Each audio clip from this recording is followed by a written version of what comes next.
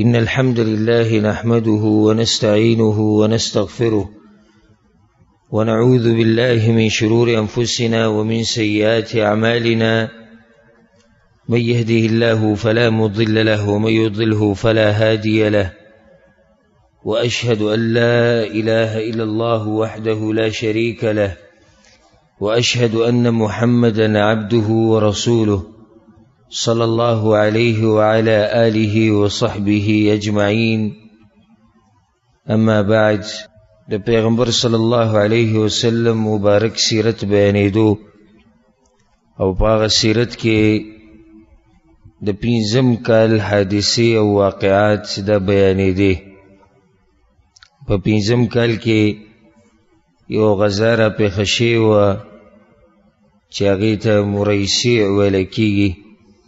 د هغې تفصیل په هغې کې منافقانو کوم چلونه چې کړي د هغې وضاحت شوی او بیا په هغې کې واقعه راغلې وه، واقعة الافک، هغه حادثه چې په هغې کې د پیغمبر صلی الله علیه وسلم په بیبي عائشه رضی الله عنها باندې بهتان لګېدلی او بیا په آخرني درس کې موږ هغه فایدې بیانې کړې، هغه درسونه او عبرتونه چې دغه واقعې نه اخیستې کېږي. نن به انشاءالله د خندق د غزا تذکره کوو چې دا یو عظیم او لوی جنگ او تاریخي واقعه د اسلام په تاریخ کې پرته ده. غزوة الخندق، د خندق غزا ورته هم وایي او دې ته غزوة الاحزاب هم ویل کېږي. احزاب ولا جنگ او غزا. اول به دا وجه بیان کو چې دې ته خندق ولې ویل کېږي او دې ته احزاب ولې ویل کېږي.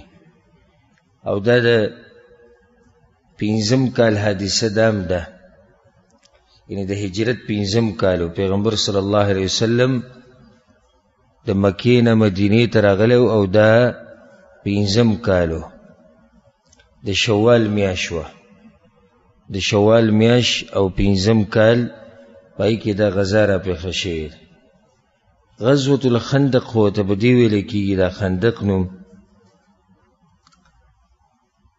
حافظ امام ابن حجر رحمه الله په فتح الباری کې وی د دې وجه د تسمیه دا ده چې فلأجل الخندق الذي حفر حول المدینه بأمر النبي صلی الله علیه وسلم. د مدینې نه ګیر چاپیره یو کنده کنستې شوې وه او کندې ته په عربۍ کې خندق ویلی کېږي. نو پیغمبر صلی الله علیه وسلم امر کړی چې کنده وکنئ د هغه کندې د لاسه، او تفصیل به راشي چې دا کنده د مدینې کوم طرف ته کنستې شوې وه او چا دا مشوره ورکړې وه او څنګه کنستې شوې وه او ولې کنستې شوې وه. احزاب دا غزاو ته به دې ویل کېږي غزوة الاحزاب. احزاب په عربۍ کې ډلو ته وایي، ډلو ته چې ډېرې ډلې شي جمع احزاب ورته ویل کېږي. نو په دې جنگ کې د مسلمانانو خلاف قریش، غطفان، یهود او دا غټ غټ خاندانونه او قومونه را جمع شوي. نو دا ډلې وي د دشمنانو، نو ډلې د دشمنانو را جمع شوي ځکه دې ته احزاب ویل کېږي. یو نوم د دې دی خندق، غزوه خندق، او دویم نوم د دې څه شو؟ غزوه احزاب. وجه د دې دا وه، مخکې په دې سیرت کې دا خبره تیره شوې ده چې د یهودو سره د مسلمانانو بعضو ځایونو کې جړپونه راغلي او پای کې الله سبحانه وتعالی یهودو ته شکست او ذلت ورکړی. دا شان د هغوی مشر پکې هم مردار کړی شوی. نو د هغوی په زړونو کې هغه د اسلام سره هغه دشمني، د مسلمانانو سره بغض، هغه په دې زړونو کې پټ پروت و. موقع کته چې کله به موږ ته موقع میلاویږي او د دې مسلمانانو نه به د خپل بدل اخلو. نو بعض یهود چې مشرانو او پیغمبر صلی الله علیه وسلم شړلی د مدینې نه هغوی تلي خیبر ته، لکه سلام ابن مشکم، رشن سلام ابن ابي الحقيق، حيي ابن اخطب او کنانه او داسې نور، دا د یهودو مشرانو. دوی لاړو مکې ته او د قریش سره ملاقات وکړو.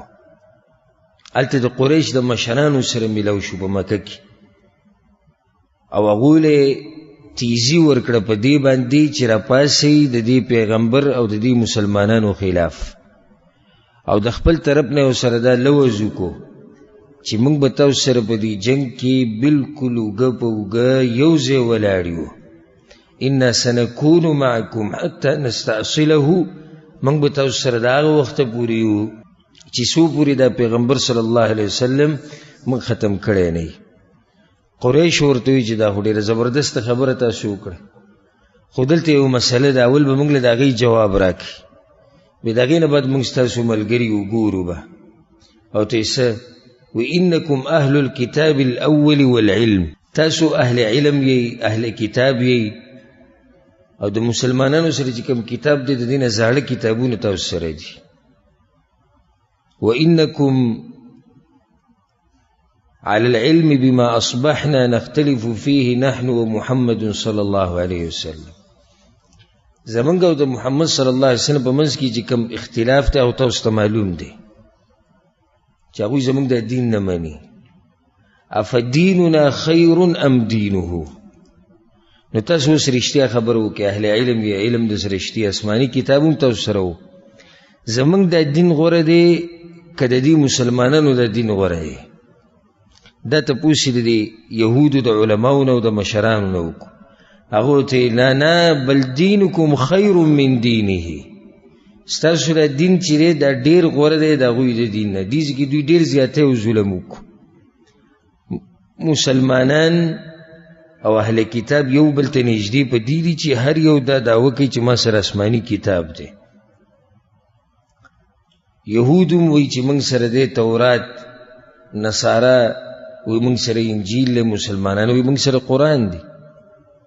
نو د دې نورو کافرانو په نسبت د اهل کتاب موږ ته څه دي؟ موږ ته نږدې دي.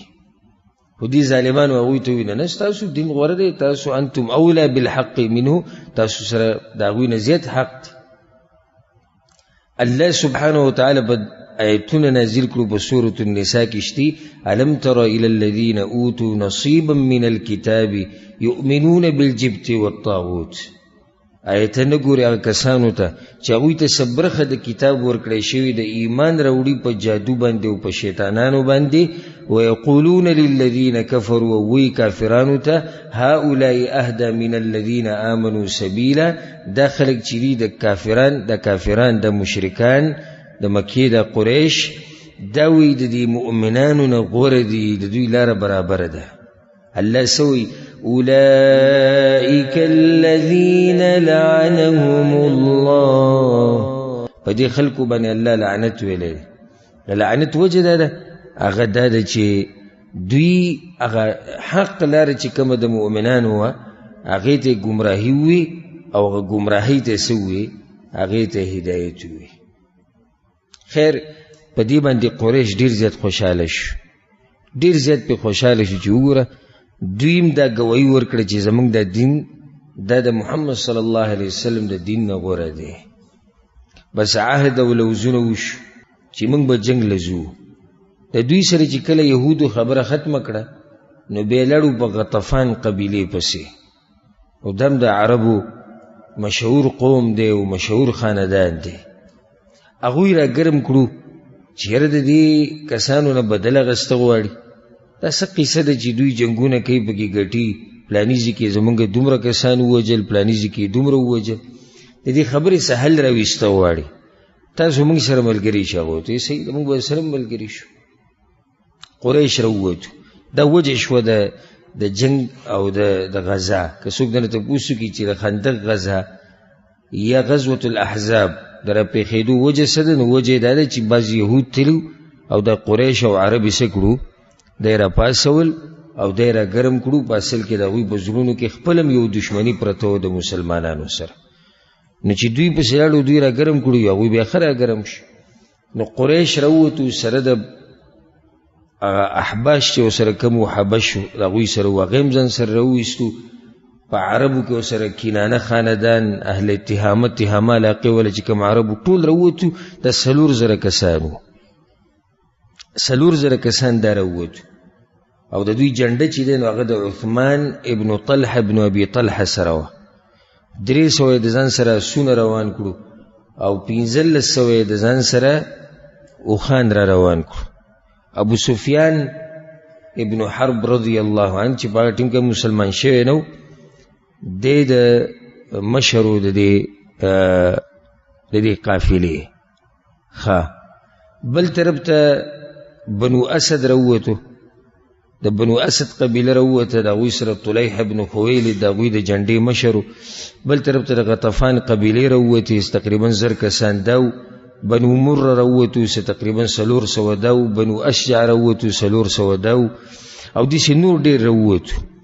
تقریبا په سیرت کې راځي چې دا 10,000 کسانو، د 10,000 کسانو ټولګي برابر شو او د دې ټولو نه یو ټولګی جوړ شو، یو جماعت تی جوړ شو او د دې ټول مشر، د دې ټولو بیا مشر هغه ابو سفیان رضی الله عنه په وخت کې هغه مسلمان شوی نو. د ټول مدینې ته روان شو او خپل مشوره وکړه او خپل خبره وکړه. پیغمبر صلی الله علیه وسلم ته خبر را ورسید مخکې د دې نه چې دا خلق مدینې ته را ورسی یا مدینې ته را نږدې شي.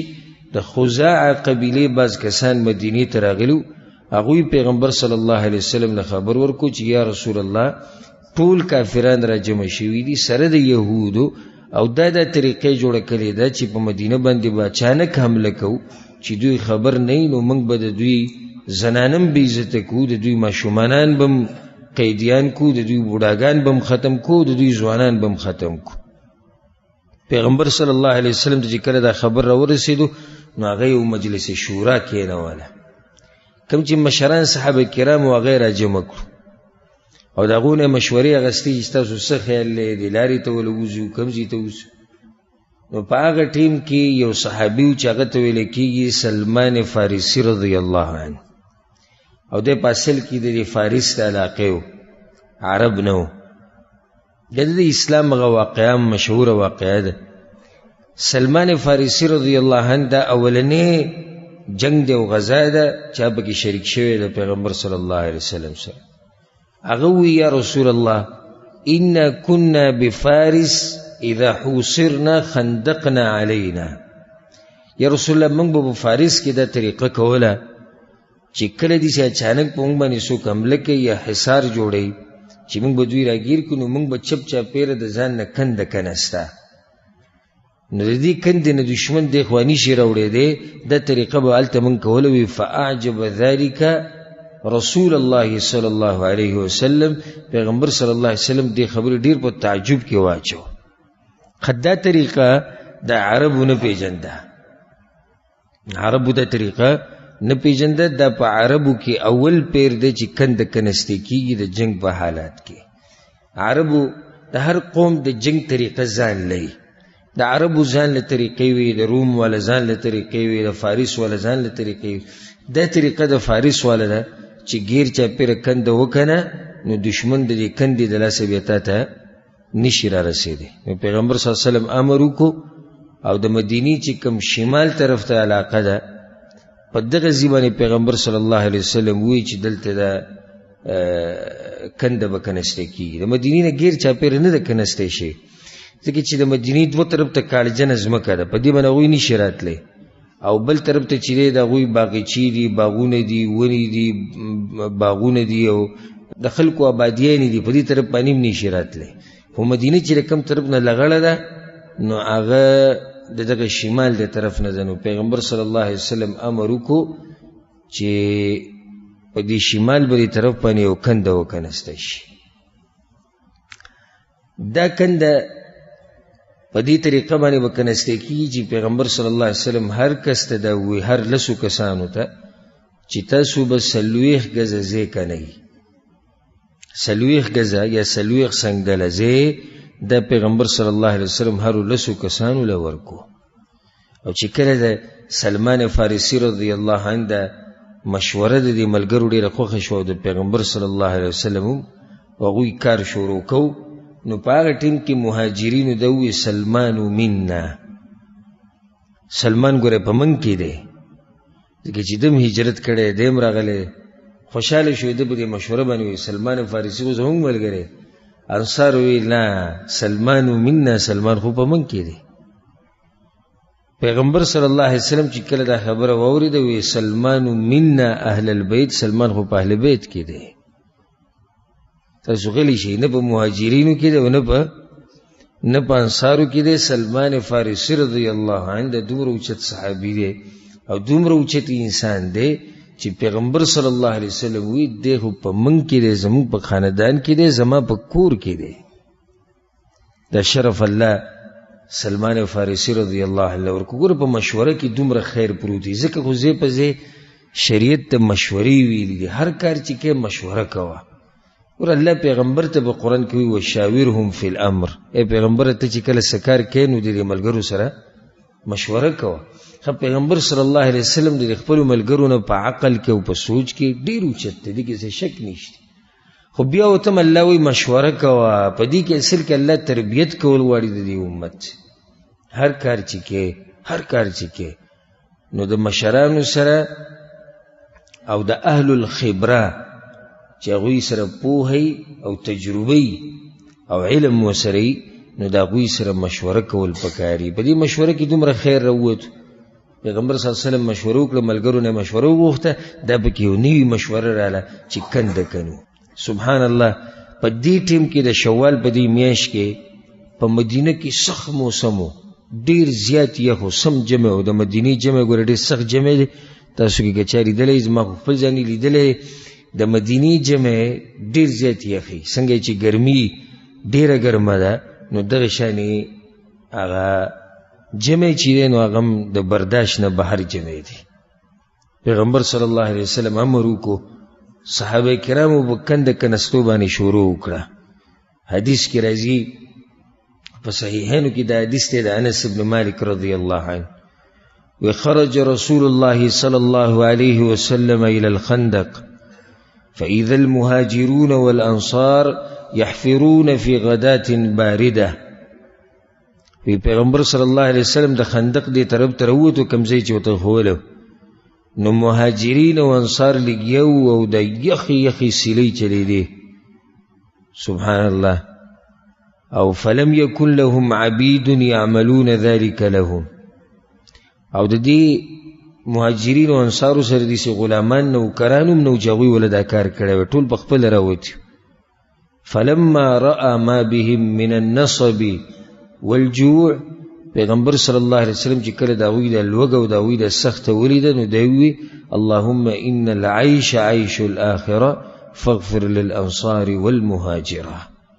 یا الله ژوند نه دی مگر د آخرت هغه ژوند دی، یا الله نو انصار او مهاجرین ټول وبخي. دا هغه جذبه څه کوله، دا هغه جذبه را ډیروله چې دا ژوند سید تاسو پکې سخت سره مخ شوي یو دا کنده کنسته او دا خاوري او چتول د یو ځین او بل ځای ته وړه او دا کشي او دا بیلچي او دا کارونه او دا غټ غټ کاڼي په شاو چتول او وړه ګران کار دی، ډیر ګران کار دی چې په وخت کې وسایل هم نو او بیا جمی موسمي او حالات غربتي او حالات لوګي. تاسو به وورئ انشاءالله کنن و خو زه به ته بیان کوم چې په هغوی باندې څنګه لوږه راغلې وه په دې خندق کې او د کندې په دې کنستو کې. کله چې پیغمبر صلی الله علیه وسلم دا خبره وکړه چې اللهم لا عيش الا عيش الاخره فاغفر للانصار والمهاجره، نو هغوی وله جواب ورکو کنده کنستو لیو وی نحن الذين بايعوا محمدا على الجهاد ما بقينا ابدا. یا رسول الله زمونږ خبره مو اوره، مونږ ګوره بیعت کړی د محمد صلی الله علیه وسلم سره چې مونږ څو پورې په دې دنیا کې یو نو مونږ به د الله دپاره جهادونه کوو. د خپل طرف نه به هغوی دا جواب ورکو او زار شو او قربان شو زمونږ د خوږ پیغمبر صلی الله علیه وسلم. هغه داسې سردار نه و، هغه داسې مشر نه و، هغه داسې باچا نه و چې خپله باچایي کې به نایسي او کشران به کار کوي. هغه داسې انسان نه و، هکې تکبر نه و، عاجزه انسان په خپله هم لګیا او دا کنده کنسته. په صحیحینو کې حدیث دی د براء بن عازب رضی الله عنه، وی د احزاب دا ورځې چې کله وي او دا کنده کنسته کېده، وخندق رسول الله صلی الله علیه وسلم او پیغمبر صلی الله علیه وسلم امر وکړو چې دا خندق وکنئ. وی رأیته ینقل من تراب الخندق حتى وارى عني التراب جلدة بطنه وكان كثير الشعر.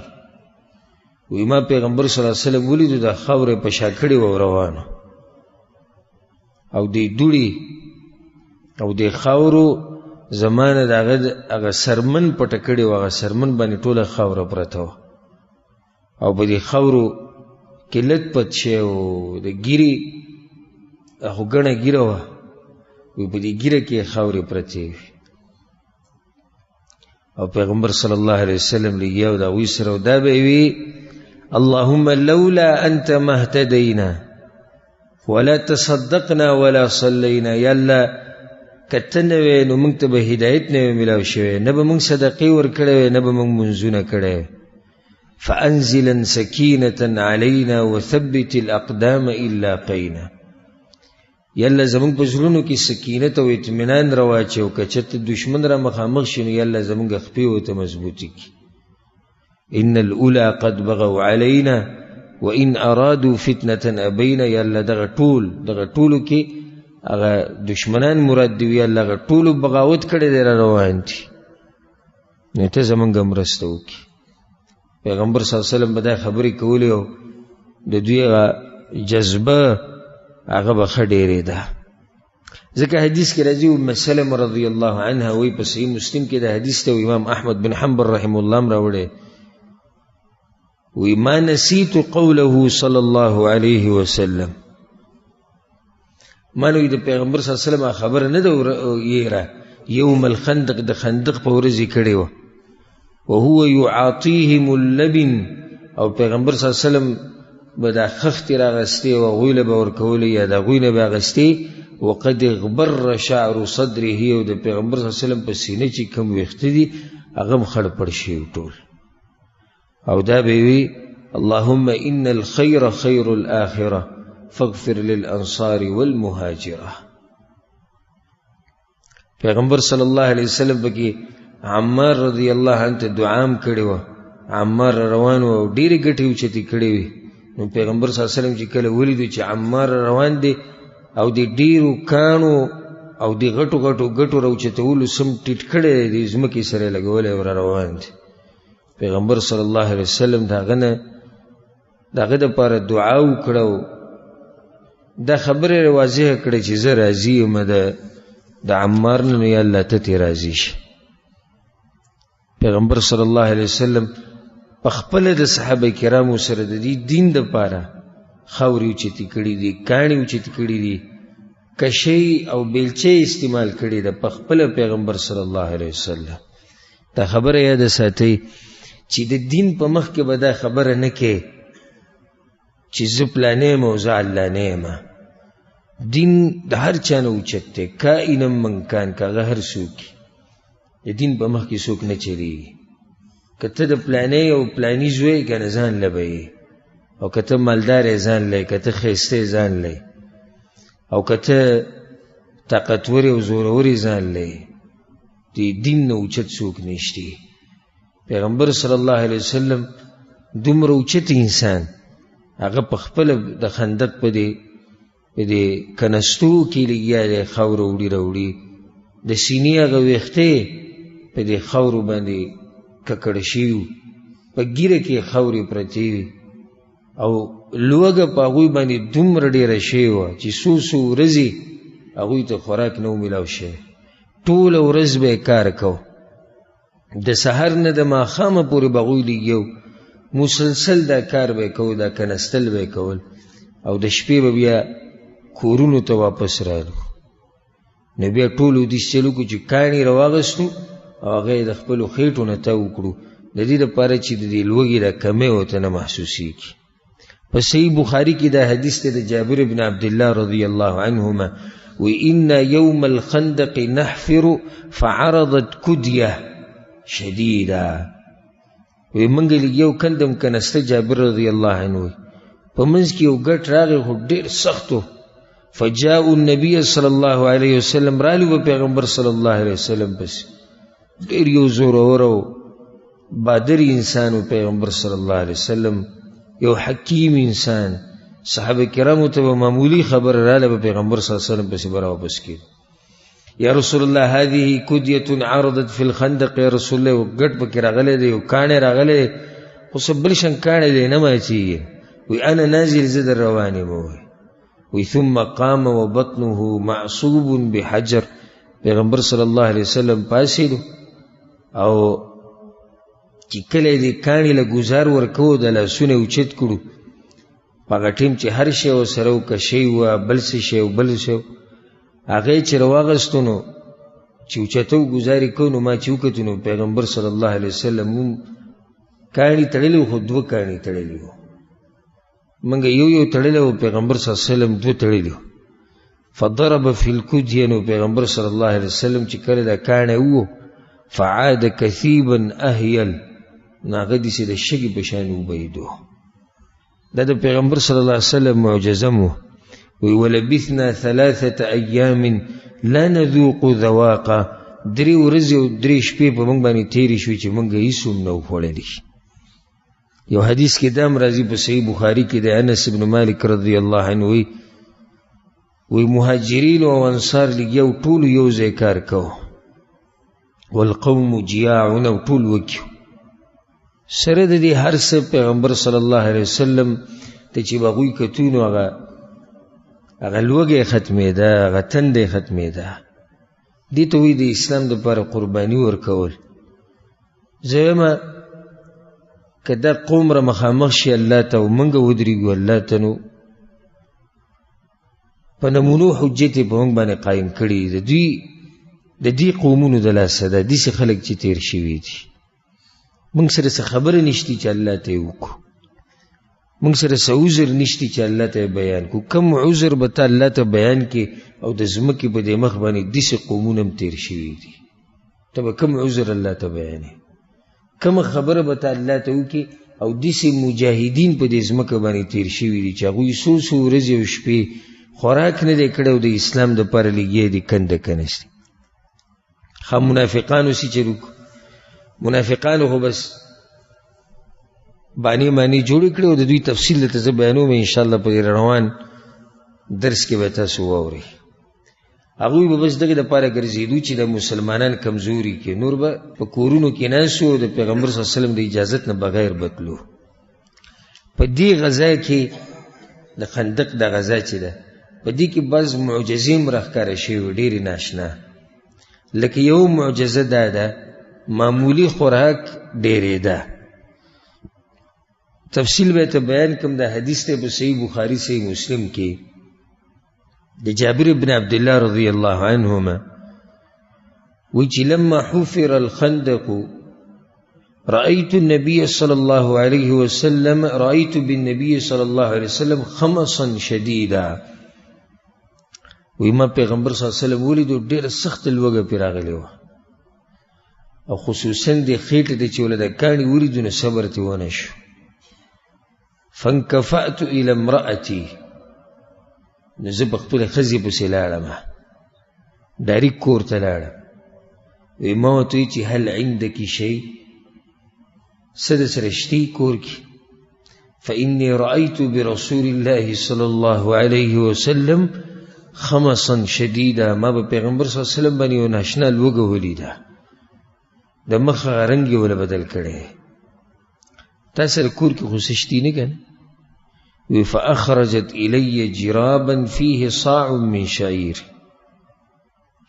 هغې یو لوښی راویستو چې په هغې کې یو څو چونګه وربشې پرتې، ولنا بهیمة داجن، وړوکی غونته کې څاروی په کور کې ولاړو. فذبحتها، نو دغه څاروی مې حلال کو. وطحنت الشعیر، او ښځې داسې چل وکړو چې دغه وربشو د وړی راواغېستو واغېږلې. وی زه به پیغمبر صلی الله علیه وسلم پسې راوتمه چې هغه له دعوت ورکړم. وی دې ښځې راته آواز وکړو چې لا تفضحني برسول الله صلی الله علیه وسلم وبمن معه. وی ښځې راته آواز وکړي چې ومې نه شرمې د پیغمبر صلی الله علیه وسلم په مخ کې، داسې نه چې ته ټول قوم را روان کړي. چې پیغمبر صلی الله علیه وسلم یو یو څو کسان ورسره ځکه چې یو خو دومره ورځې وږي دي او بل دا چې د وړي کوم ته کې څاروی دی نو په دې څه کار کېږي او دا لږ غونته کې یو څو چونګه وربشي دي. ما ورته وایي چې صحیح ده وایي فجئته فساررته وایي زه رالم په پیغمبر صلی الله علیه وسلم پسې او په غوږ کې مې ورته دا خبره وکړه. وایي ما ورته وایي چې یا رسول الله ذبحنا بهیمة لنا وی یا رسول الله دې وړي کوم دغه څاروی هم تاسو لا کړی بهیمه وړکي. یو روایت کې راځي وی صنعت لك شویهة كانت عندنا یا رسول الله غوښه هم جوړه کړې ده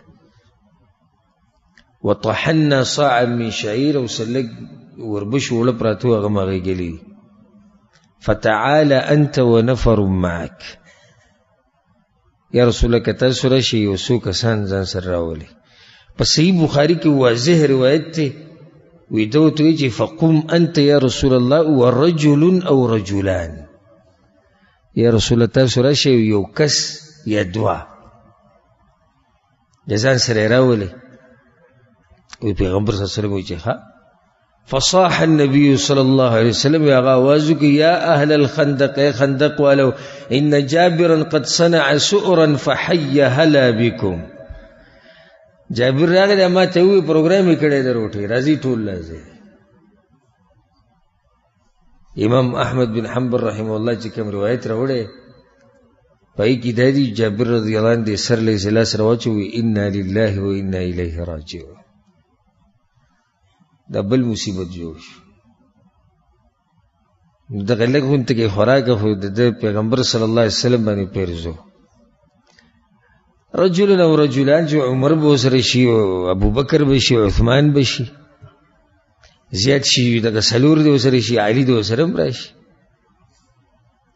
دا هغه ټول خندق ولته आवाज کو ورازي او ماته دا وی چې لا تنزلن برمتكم ولا تخبزن عجينكم حتى اجي او دغه کټوي کوزه نه کی د ورنه او نه به د وړه هغې کې چې څو پورې زه درغلی نه د وړو نه به روټۍ نه پخوي چې څو پورې زه درغلی نه وی زه رالمه وجاء رسول الله صلی الله علیه وسلم یقدم الناس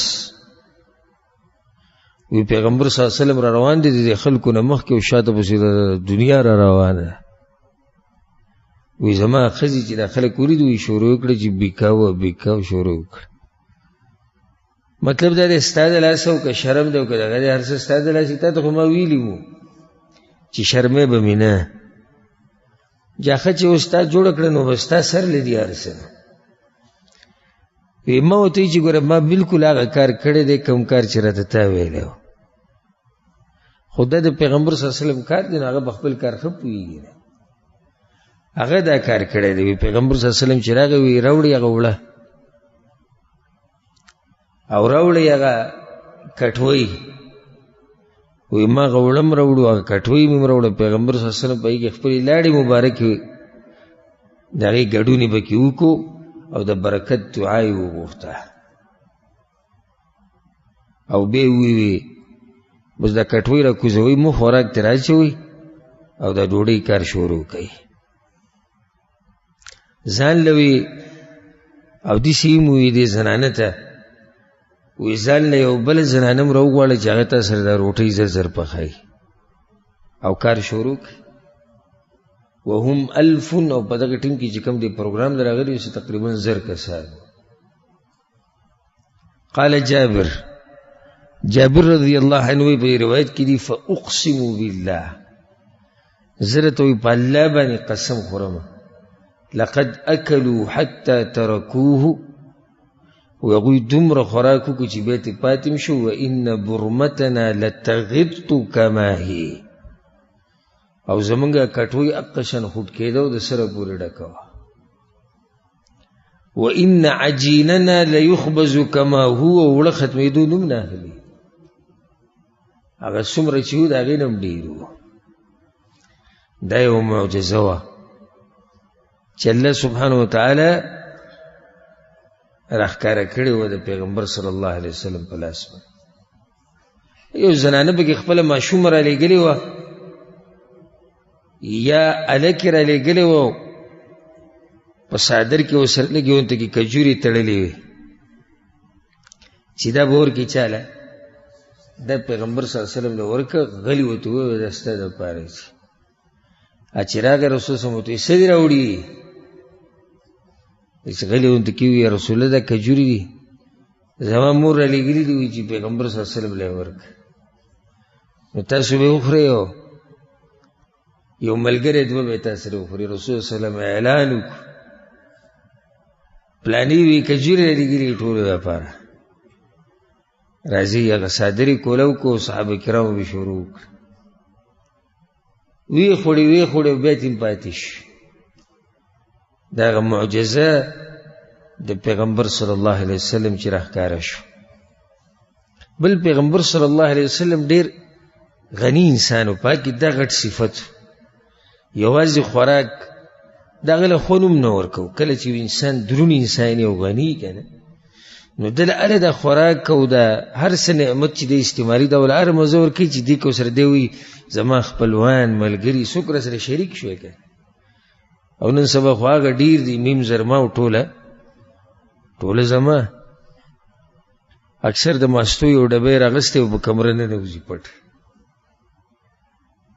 او کینی شروع کی بیا دیم وی ما جی کور جوړ کو اته کمرې او بس ګاډی ملته مونږ ته ولاړلې په نوې ګاډی ولاړلې نو زم په دې ژوند به څه وکړي چې د ماستو ډبې به کې ته پټې د خلکو نه که ته اته نه اتیا کمرې کور جوړ کړي ستا به دې کور به مونږ څه وکړو او یو سړی غریب سړی دی وړه غونته کې کوټۍ ده وړوکې غونته کې بیټک دی بای کې میلمانه کیني پسې ملګري ځي راځي دغه ژوند دی چې دی تېری لګیا دی دغه صحیح ژوند دی سړی مړ شي څوک خو پسې لاس اوچت کړي که دعا ورته وکړي دا د مستو د ډبې چې پټۍ کمرې ته ځي ده ته څوک دعا کوي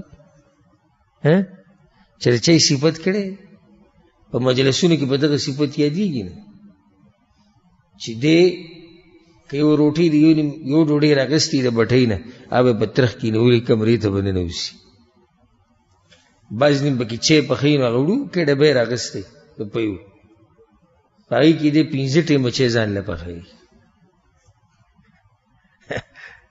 یو پیاله چای پوخ کړي هغه هم اکثریه په هغه بورچخانه کې وڅکي یا کمره کې پټ وڅکي داسې ژوند نه شو ژوند هغه ژوند دی چې ته سخاوت یې په تا کې په دې خلکو باندې خرچه که په ځان باندې ولګو او دا تربیت یې زده کړه د پیغمبر صلی الله علیه وسلم یو خو دا معجزه وه چې دا لږ خوراک څه شو ډېر شو نو بله معجزه بیا دغه وه د دې کاڼي دا معجزه وه لکه د جابر د حدیث دی که نه چې موږ 3 ورځې لګیو دا کنده مو که نسته او خوراک راته د سره نه دی میلاو شوی بیا د اصحاب کرام رالو یا رسول الله ان ها هنا کدیه من الجبل یا رسول الله ته یو کاڼی راښکاره شوی دی د غره خو څه ورسره وکړو پیغمبر صلی الله علیه وسلم وایي چې اوبه پې ونولئ وایي موږ پې اوبه ونوستې او پیغمبر صلی الله علیه وسلم راغی او چې د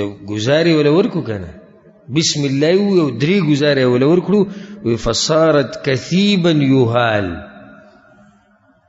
دا کاڼی داسې شو چې خاوره ته جوړه شوه شګه ته جوړه شوه داسې رابهېدو او په یو کې پیغمبر صلی الله علیه وسلم دا ووایي بسم الله چې بسم الله ووایي او ګزارې ورکو نو د دې کاڼي نه هغه 3 حصه ولیده هغه داسې د شګې په شان راوبهېده پیغمبر صلی الله علیه وسلم الله اکبر اعطیت مفاتیح الشام الله ماله د شام د خزانو چابیانې را کړي دي والله انی لابصر قصورها الحمره الان من مکان هذا زما دی په الله قسمی چې د شام هغه محلات او بنگلې زده دي نه اوس د اینم ماته الله راښکاره کوي یعنی مطلب دا دی خزانو د چابیانې ما سره دي څه مطلب دی چې دا علاقې به الله مسلمانانو له ورکوي زما تابعدارو له به ورکوي دویم ګزارې چې کله ورکو بیا د هغې نه سیسه د دې کاڼي سیسه هغه بلکل د شګې په شان وبهېده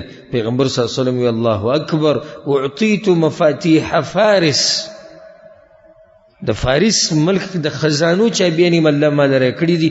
زه اوس هم د فارس هغه بنګلې او قصرونه او محلات د دې ځینې نه مداري په دریم پیرې چې وله ګزار رواچو هغه کاڼی بلکل د شګو په شان راوبیدو او دی وی الله اکبر اعطیت مفاتیح الیمن، الله ماله د یمن د خزانو چابیانې را کړي دي.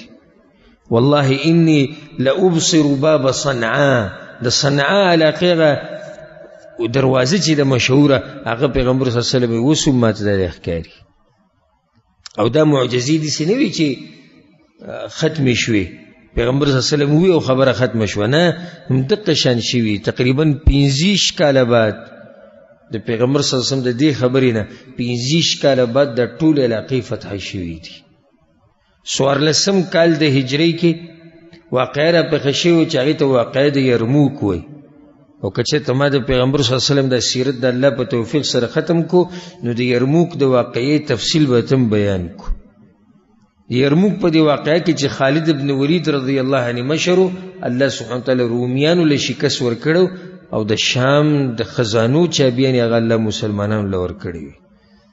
او بیا په 15 کال د هجرې کې یو بله واقعه راپېښه شوه چې هغې ته جنگ قادسیه ویلی کېږي او د هغې مشر سعد بن ابي وقاص رضی الله عنه او الله سبحانه وتعالی پکې فارسیانو له شکست او ذلت ورکړو او عراق د علاقه او د ټول علاقې فتح کړې وي او د فارس ملک چې کومې خزانې وي د هغې چابیانې الله د چا په لاس ورکړې؟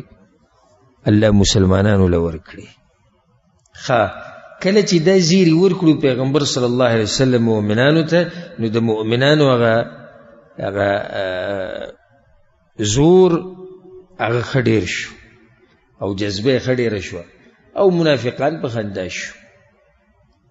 یو بل ته به یې دعوې وي داسې امیدونه دي چې موږ له یې راکوي چې دوی بیکار وچلوي. ځکه الله په قرآن کې په سورة الاحزاب کې دا خبره کړې ده وَإِذْ يَقُولُ الْمُنَافِقُونَ وَالَّذِينَ فِي قُلُوبِهِم مَّرَضٌ، او هغه کسان چې منافقانو او په زړونو کې د منافقت بیماري وه هغوی دا خبره شروع کړه ما وعدنا الله ورسوله الا غرورا، لوز نو کړی موږ سره الله او د الله پیغمبر صلی الله علیه وسلم مګر هسې یو دوکه وه دروغ وایي.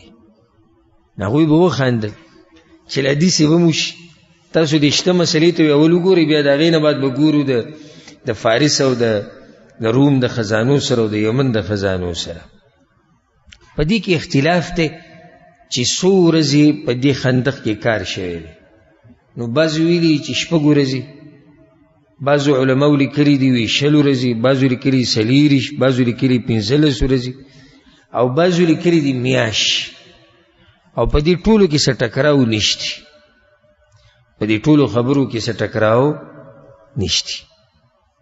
څنګه یو سړی به وایي چې څنګه ټکراو نشتی؟ هغه وایي 6 ورځې او دا بل وایي میاشت، په دې کې ټکراو نشتی. هغه وایي 20 ورځې او دی وایي میاشت. جواب دا دی اصل کار په خندق کې چې کم شوی دی هغه یو میاشت کار شوی دی.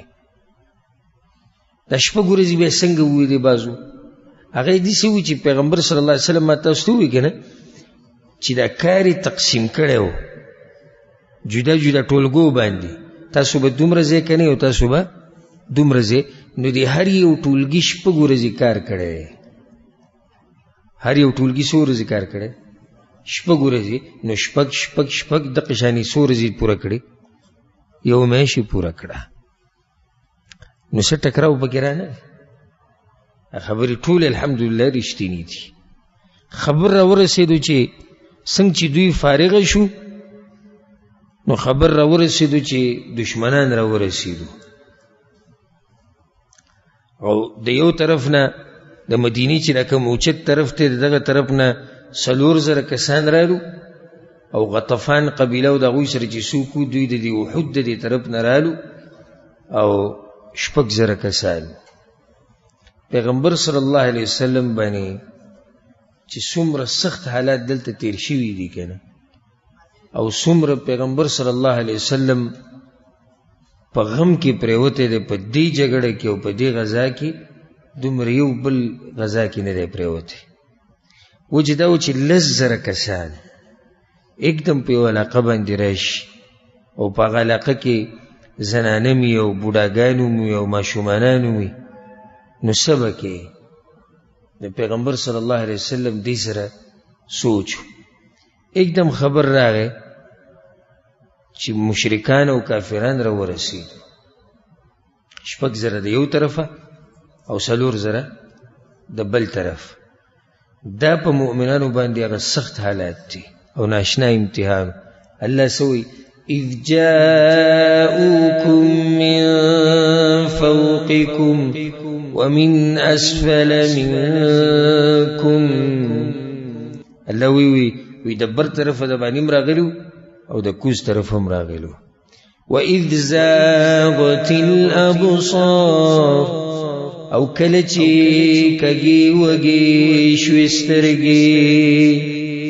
صحابه کرامو ده رضی الله عنهم اجمعین د هغوی د سترګې د ډېر غم نه کږي وږي شوې، لکه سړی چې حیران ګوري یو ځای ته او بل ځای ته. دومره سخته په مؤمنانو باندې الله راوستی و. دا دین ګوره موږ ته داسې نه دی را رسېدلی، دا خو موږ ته اوس دا دین بې قدره دی، ځکه چې د پلار نیکه نه راته په میراث کې پاتې شوی. یعنې د دین دپاره خلکو ځان خاورې کړی دی، په خاورو کې اوس پراته دي په قبرونو کې. هغوی خپل ژوند، خپل بچي، خپل مال، اهل و عیال، هر څه ورکړي و د دې دین دپاره. زما او ستا په شان دینداري د هغوی نه. 5 وخته مونځ تک خطا، کله د جمعې سره، کله کور کې، کله کوه کله مه کوه. درس چېرته یي په هفته کې، په ورځ کې ګینټه، هغې لم کله راځه کله مه راځه، که راشې یو پای کې سستی، سټ یو طرف ته اړه او بل طرف ته، یا ناوخته راځه یا د سره مه راځه. زموږ دا دینداري ده. او چې کینو نو ګورئ ځان داسې لکه په معمولي چا ورکوم نه، د پلاني نه خو ښیم که نه، د پلاني نه خو ښیم. زیات به کوي پلاني نه الله وي عقیده د توحید را کړې، بس کښېنه بیا نه. عقیده د توحید چې در کړې بیا خو خپه په خپې باندې واچوه، کښېنه. فیسبوک له زور ورکه، بیا عقیده چې د توحید ده بیا واټساپ له زور ورکه.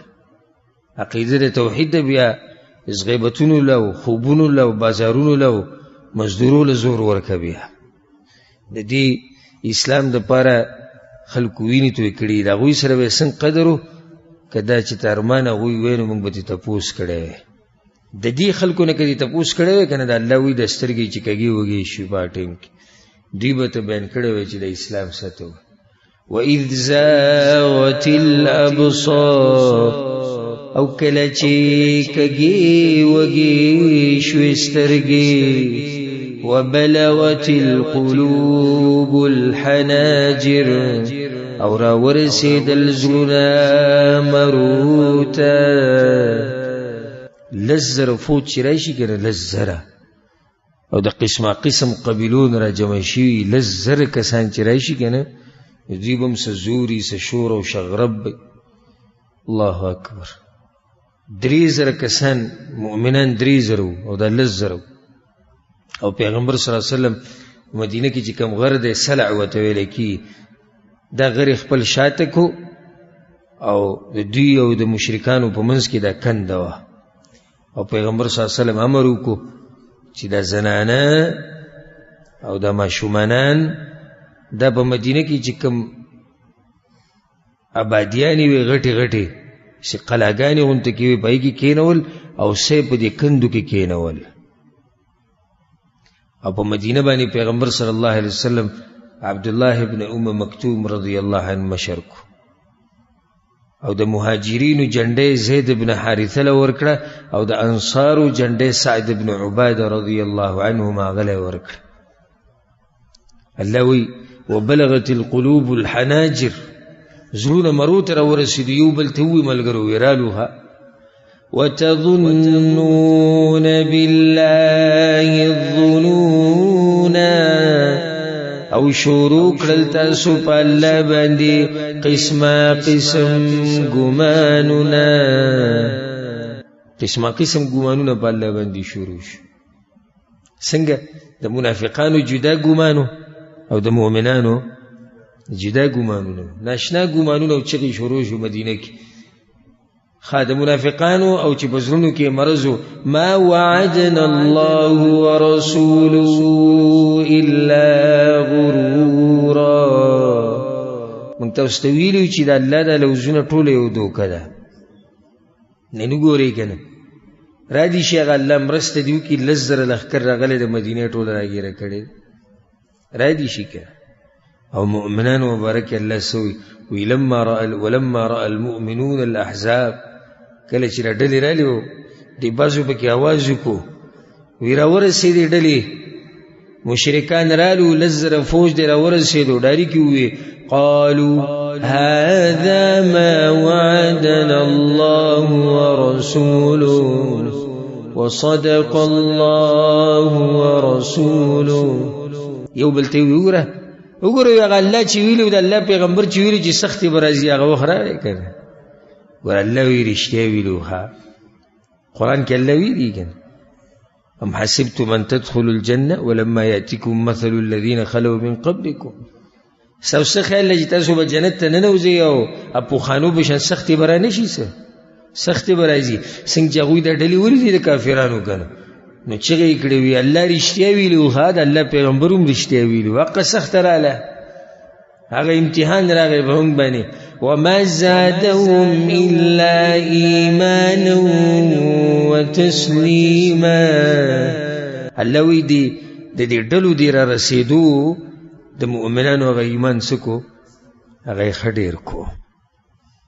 وتظنون بالله الظنون، الله وی قسمه قسم ګمانونه په ما باندې شوي دي په مدینه کې. وی رب العالمین سره اشنا خبره کوي هنالک ابتلی المؤمنون، په دغه ځای کې په مؤمنانو باندې ازمیښت راغلی و.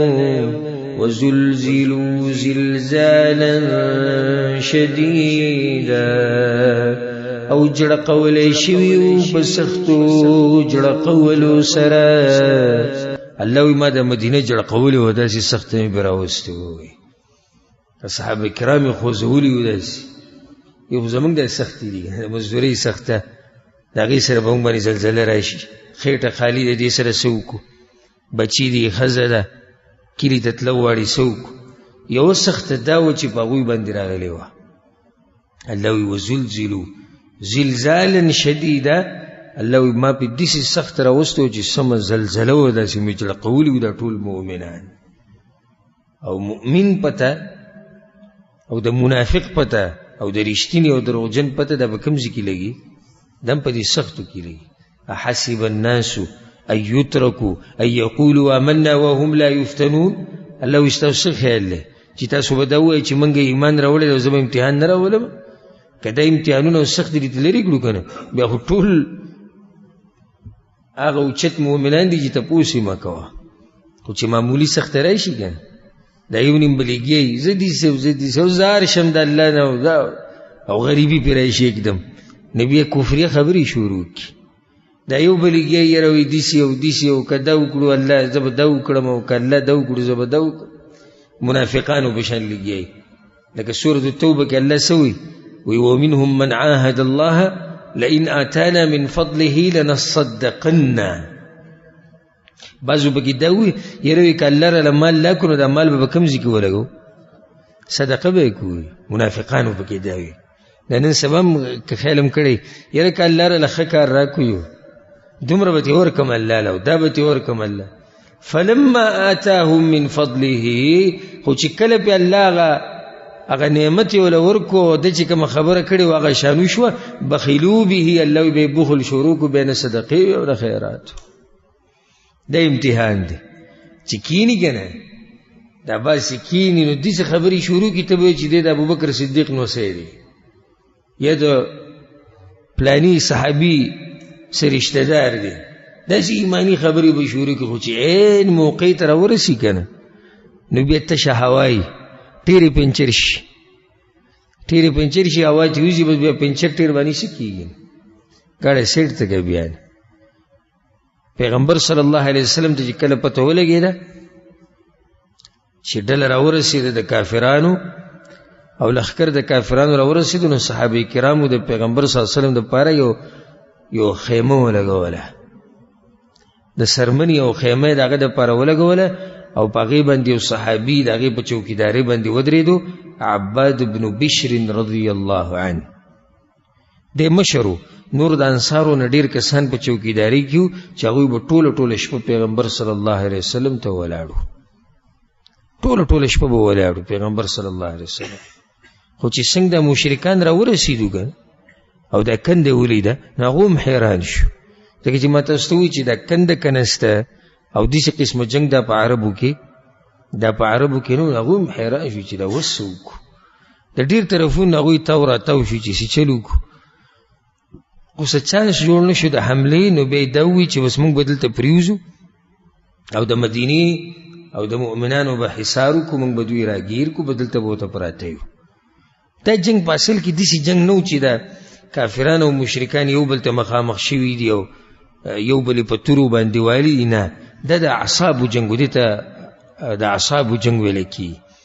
د دې طرفه به مؤمنان او د هغه طرفه دوی په غشو به یو بل ویشتو، او دا نتیجه به ته په آخره کې بیان کړم چې په دې کې څو کسان وجلی شي، ډېر کسان پکې نه وجلی شي.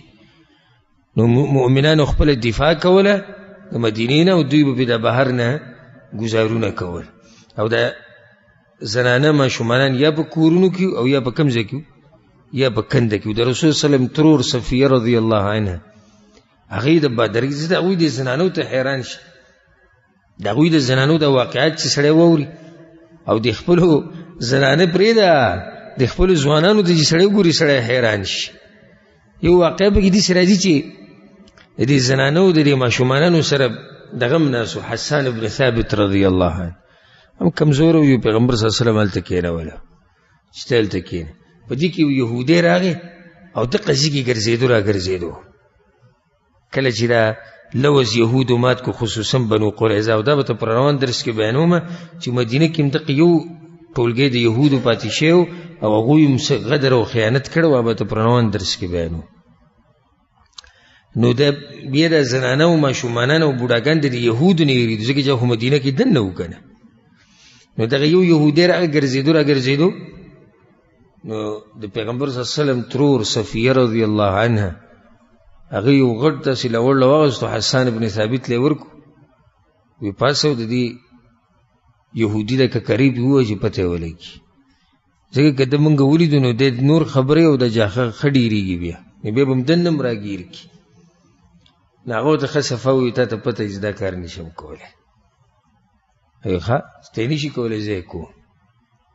د سړو په شانې دا کپړه د مخه نه تاو کړه او راووته او په ککرۍ باندې بلکل و، په غزي باندې مړ کو، په خوله یې وینه راوماته شو.